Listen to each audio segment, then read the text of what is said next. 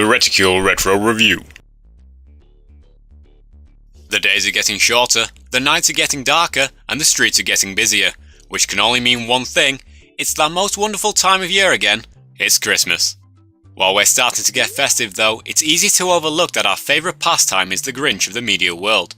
During this time of year, both music and film pump out hundreds of themed albums and movies, but while many games make a token effort, with downloadable content and such, fully fledged Christmas games are few and far between. There are some though, like Funcom's 1994 Mega Drive game, Daze Before Christmas. In this platformer, it's 24 days before Christmas and Santa is readying himself for the big day. Not all is well though, as an evil snowman uses magic to make all of Santa's toys turn evil. So it's up to old Saint Nick to slay the snowman and save the day. To do this, Santa has two attacks: range magic and a jump attack. Unlike in most games, this jump attack isn't automatic, but requires a second hit of the jump button to activate.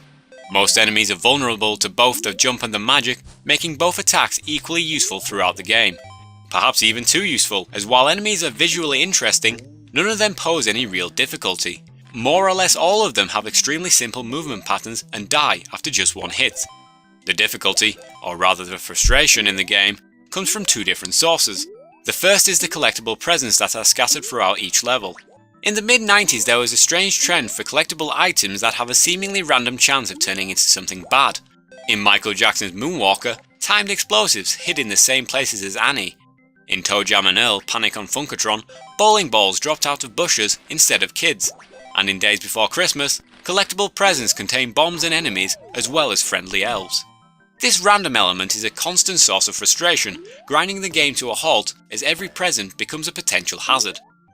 The other main frustration is the controls. It makes sense that someone who eats a billion mince pies and drinks a billion brandies in one night would handle like a drunken mess, but Santa's floaty jumps are more fitting of a feather than a fat man. Also, it's clear that this depiction of Santa enjoys the brandy a little bit too much, because one of the power-ups, a sobering coffee, turns him into the demonic Anti-Claus, a devilish depiction of old Saint Nick that is invincible to damage but unable to open any presents. This detour from established Christmas lore is a running theme throughout the game. At the start, everything is one would expect a Christmas game to be. Early levels see Santa jump through homely houses and winter wonderlands, and the level select menu is an advent calendar, a little detail that really adds to the theming. Things go downhill though when the levels turn to the generic Steel Factory settings that were omnipresent in Mega Drive games. It's a genuine shame because Days Before Christmas has some amazing little touches, like the aforementioned level select screens and the bonus levels which do away with platforming and take on a pseudo-side scrolling shooter gameplay. Instead of shooting down enemies though, Santa is in his sleigh avoiding enemies and dropping presents down chimneys across a cityscape. These levels don't provide much in the way of difficulty, but provide an enjoyable break from the otherwise repetitive gameplay. When Days Before Christmas was released in 1994, the 2D platformer was in its prime, and the game faced a tough market. Since the release of Super Mario Bros. On the NES, the platforming genre dominated consoles until the introduction of 3D gaming.